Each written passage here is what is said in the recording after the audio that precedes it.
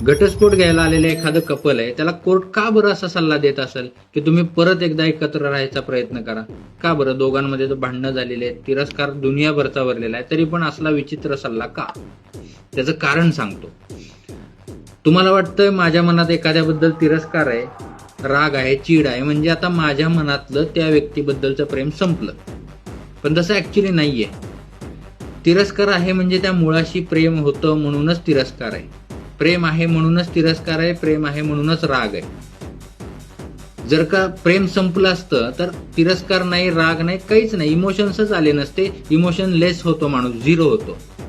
माझ्याकडे पण ज्या वेळेला एखादं असं कपल येतं, त्यात एक जण असा असतो की त्याला समोरच्या त्या व्यक्तीबद्दल काहीच वाटत नाही, काही इमोशन्स येत नाहीत, नो रिॲक्शन.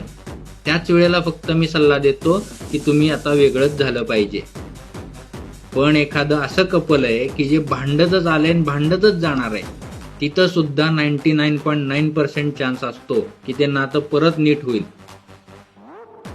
जर का नात्यामध्ये तुमच्या राग आहे, तिरस्कार आहे, तर प्रेम अजून शिल्लक आहे. नातं कधी संपतं? जेव्हा इमोशन झिरो होतात.